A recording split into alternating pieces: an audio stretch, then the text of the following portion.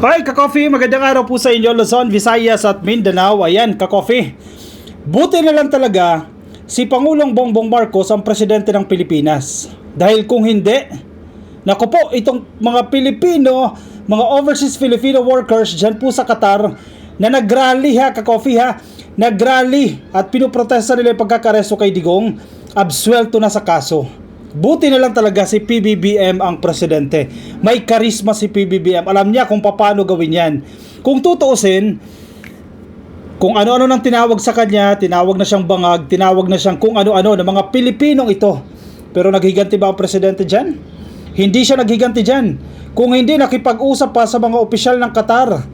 At ngayon, swerte ng mga OFW na ito. Malaki yung pasasalamat ng mga OFW na ito dahil balik na sila sa kanilang trabaho at burado yung kanilang kaso. Kumbaga, start as a parang new beginning ito, ka-coffee. Kumbaga, magpapanimula ka na naman. Buti na lang talaga si Presidente Marcos ang presidente. Isang Marcos ang presidente. Oy, sasabihin na naman nila, sip-sip si ka-coffee kay Marcos. Malamang, hindi ka ba magpapasalamat dyan? Ito mga kababayan natin ng mga Pilipino, magbibenepisyo, mga overseas Filipino workers, malaking bagay po sa kanila yan. Kasi hindi lang naman yan hindi lang naman yung 17 o 20 na nakulong dyan yung apektado Yung mga pamilya nila dito sa Pilipinas, apektado din. At tumatanaw ng utang na loob sa mga OFW itong presidente na to. Dahil malaki yung kontribusyon nila sa bansa, nagkamali man sila sa pagkikilos protesta nila dyan sa Qatar, tinulungan pa rin sila ng presidente. Oy mga DDS, sana magising naman kayo dyan. Gising-gising kayo dyan, hindi puro bash kayo dyan. Tingnan ninyo yung magandang ginagawa ng presidente. Contrary sa pinalabas ni Harry Roque na hindi raw tutulungan ng gobyerno na ito ni PBBM ang mga OFW dahil mga pro-Duterte daw po itong mga OFW na ito.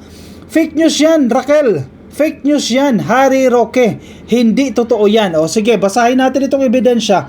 Wala kayong kawala dito, may ebidensya ka-coffee, nasa pahayagan. PBBM, masayang hindi nakakasuhan ang 17 OFW dyan po sa Qatar. Kasi syempre, ang presidente, parang tatay mo yan Di ba tawag nyo kay Digong, tatay Digong ninyo. Ganoon din ang presidente, tatay ang tingin niya sa mga OFW, sa mga Pilipino. Kahit binabastos siya, sabihin natin ng mga anak niya, kahit binabastos siya, pinabayaan niya ba itong mga to?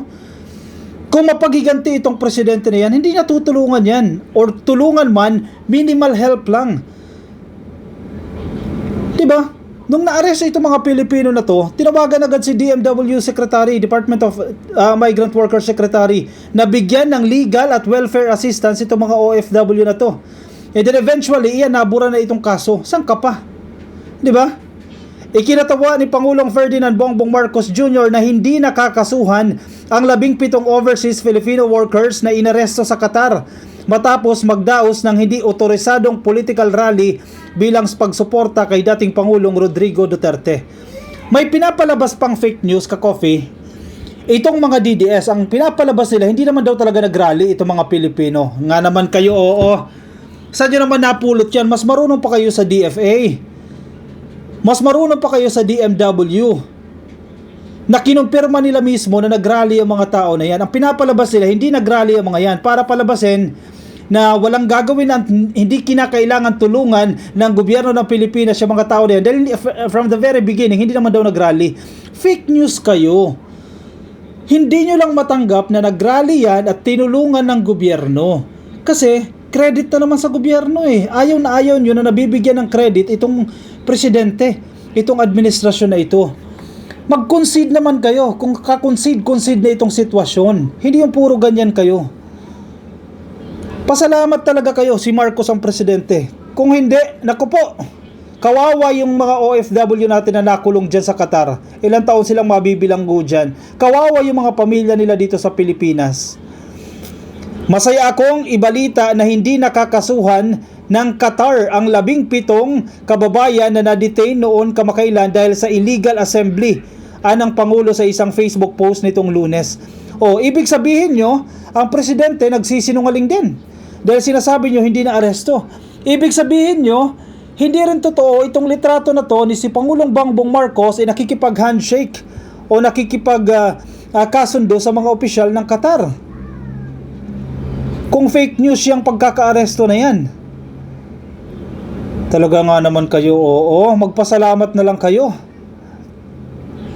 Sabi pa ng presidente wala na silang magiging parusa at makakabalik na sila sa trabaho. Very good. Back to zero, back to the very beginning. Ito mga OFW na to, renewed life, ika nga. Mahirap makasuhan ka, Coffee. Kasi kung nag-push through yung kaso na yan, posible, matanggal siya sa kanyang trabaho, definitely nakakulong siya, matatanggal siya sa kanyang trabaho, or hindi na siya makakabalik, o matapos naman yung sentensya niya dyan, o iuwi siya ng Pilipinas, hindi na siya makakabalik. Hindi lang sa Qatar, baka sa ibang bansa pa, dahil meron na siyang negatibong records sa ibang bansa. Pero ito, wala nang kasong magaganap. Kumbaga para ka nabigyan ng clemency, nabigyan ka ng pardon. 'Di ba? O burado na yung kaso mo. Thank you, Mr. President. Yan ang dapat marinig. Bigyan nyo ng credit yung dapat mabigyan ng credit. Dahil kung hindi si PBBM ang presidente, sa tingin ninyo, basta-basta na lang buburahin ng Qatar government, ng Qatari government, itong mga kaso na yan. Dahil si PBBM ang presidente, yan ang nangyari. Hindi na sila kakasuhan. Natanggap daw ni Marcos ang naturang tinawag niyang magandang balita matapos ang naging pag-uusap nila ni Ambassador ng Qatar sa Pilipinas na si His Excellency Ahmed Saad Nasser Abdullah Al Humidi. Oh, di ba? Ganyan ang karisma ng presidente. Ganyan dapat ang presidente. May convincing power. Kinausap niya lang yung ambassador. After ng pakikipag-usap sa ambassador na yan, siguro itong ambassador na to may tinawagan mula sa gobyerno ng Qatar. Siguro nakumbinsin niya, sige, absuelto na natin sa kaso. Kasi under investigation pa, kung inyong matatandaan, di ba? Na-report na yan, lumabas sa balita na yan, na pinalabas na ito. Pero under close monitoring pa rin, under close investigation pa rin, itong mga OFW na to. Pero ngayon, with finality, hindi na sila kakasuhan. Thank you, Mr. President. DDS, ganyan dapat. Matapos makipag-usap kay Ambassador Ahmed Saad Nasser Abdullah Al Humidi, nabura yung kaso. Saan ka pa? Iba talaga. Hindi nyo matanggap yan. Hindi nyo matanggap mga DDS yan. Kayo ba? Ano yung tulong na ginawa ninyo? May ginawa ba kayong tulong? Para sa mga OFW na nakulong, ginamit nyo lang itong mga OFW na yan? Para sa sarili ninyong interes? Para palabasin si Digong? Paano mapapalabas yan? Sa isa namang press conference nito ring Lunes, nang igiit ni Presidential Communications Office Undersecretary Claire Castro na patunay umano ang pagpapalaya sa 17 OFW sa Qatar sa naging mabilis na aksyon ni Marcos. Naku, allergic ang mga DDS dyan kapag sinasabing umaaksyon ang presidente. Hindi nyo kasi napapansin itong ginagawa ng administrasyon. Alam mo kung bakit? Doon kayo nakatitig sa mga negatibo. Maraming ng accomplishments, maraming ginagawa itong administrasyon na to na binabalita natin, pero hindi nyo napapansin yan.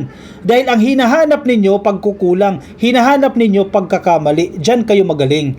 Aba, wag naman ganoon. Diba? Selfish naman yan, wag ganoon.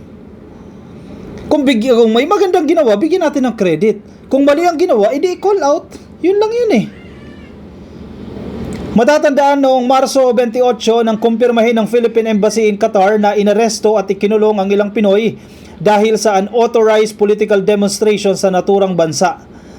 Tapos sabi nila fake news pa rin. Isinagawa umano ng mga OFW ang political demonstrations upang magpakita ng suporta kay dating Pangulong Rodrigo Duterte na kasalukuyan pong nasa kustodiya ng ICC o ng International Criminal Court. Wala na kayong magagawa dyan. Huwag nyo nang tahulan ang gobyerno. Huwag si PBBM ang sisihin ninyo kung bakit nakulong yan si Digong. Sisihin ninyo yung mga nagkaso. From the very beginning, dapat ba silang sisihin? Karapatan din nilang magkaso.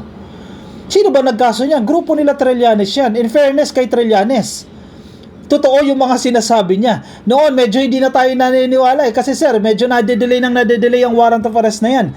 Pero lumabas ang warrant of arrest. Thank you sa efforts din ng grupo nila Trillanes. Yung mga biktima, ka-coffee, nitong EJK, kahit papano nakakita sila ng hustisya. At malaki yung pasasalamat nila kay Trillanes. O suklian ninyo yung ginawa ni Trillanes, iboto nyo bilang alkalde ng Caloocan. Sino mga Tagaloocan dito ka-coffee? Sige, taas ang kamay dyan. Iboboto nyo ba si Trillanes? Sa tingin ko, deserve ni Trillanes. Sa kanyang effort na ginawa para makulong itong si Digong, in fairness makakamit ang hustisya doon sa mga pinaslang ng AJK na aabot ng 30,000. Deserve ni Trillanes ang boto ng mga taga-Caloocan. At may nabalitaan ako dyan, hindi ko alam kung kumpirmado na ito may mga report din daw na kumakalat na may sakit daw po itong si Along Malapitan, meron daw po itong cancer. Narinig lang po natin yan pero hindi pa po yan verified hindi natin makukumpirma yan dahil hindi naman tayo close sa mga sa mga Malapitan pero narinig natin yan na may sakit na raw po yan. So win-win solution yan para kay Trillanes. Kasi nga naman kung may sakit naman, paano mo mapapamunuan yung bayan mo, di ba? Yung lungsod mo, kung merong sakit yung leader. Okay sana kung simpleng sakit lang, pero hindi naman po biro yung sakit na yan. Kung cancer mo po yan, kung totoo man pong cancer yan, hindi po biro yung kaso na yan. So, kayo nang bahala, kayo nang magdesisyon kung sinong iboboto nyo. Pero ako, dahil sa ginawa ni Trillanes, dito sa ICC na yan, na medyo naiinis na tayo noon. Alam niyo yan, ka-coffee, kung nakabantay po kayo sa akin, nakatutok kayo sa akin, medyo naiinis na tayo dyan dahil laging sinasabi na maglalabas na ng warrant of arrest, pero hindi mailabas-labas yung warrant of arrest. And finally, nitong March na ilabas yung warrant of arrest na yan. At dapat din bigyan si Trillanes ng credits sa ginawa niyang yan. Thank you, Trillanes. O kayo nang bahala, ka-coffee, humusga. At sa mga OFW natin, ka-coffee, please, mag-ingat po kayo. Huwag kayong magpagamit sa mga DDS dahil kapag humantong na kayo sa sitwasyon na nasa agrabyado na kayo, hindi kayo tutulungan. O mayroon ba kayo nabalitaan? May gumawa ba? May tumulong ba sa mga OFW dyan sa Qatar na natulong coming from the DDS side? May narinig ba kayo na ginawang tulong ni Sara Duterte dyan? Ni Harry Roque? Wala akong narinig. Sabi, tutulungan daw pero wala akong narinig na tumulong nga. Ano yan? Hindi nila pinablicize? Imposible. Kasi kung tumulong talaga sila, ipapublicize nila yan. Alam ng taong bayan yun kung totoong tumulong sila. Pero wala tayong narinig na tulong coming from their end. Kaya ingat mga OFW, mga nakikinig sa atin, ingat po kayo. Huwag kayong magpapabudol sa mga DDS at gagamitin lang kayo. 'Di ba? Ingat po kayo. Huwag na kayo magkilos protesta. Kung alam ninyo bawal yan sa lugar na yan, huwag nyo lang isugal yung trabaho ninyo. Hindi lang po kayo yung apektado, yung mga pamilya ninyo apektado dito sa Pilipinas, yung trabaho ninyo mako-compromise. Huwag nyo lang isugal yan dahil at the end of the day, hindi kayo tutulungan ng mga DDS na yan. Gobyerno at gobyerno pa rin po ang tutulong sa inyo dahil yun ang may kapangyarihan na tumulong at hindi naman kayo pababayaan. Diba? Ingat-ingat tayo mga ka-coffee. O siya, sige. Ako'y pansamantala muna magpapaalam sa inyo ka-coffee. Yung mga nasa Facebook, make sure po na kayo ay naka-follow at naka-like sa ating Facebook page. Yung mga nasa YouTube, click lang po na subscribe and hit the notification icon para updated kayo sa ating mga bagong upload. I will see you ka-coffee in my next video. Paalam po sa inyo. Bye-bye.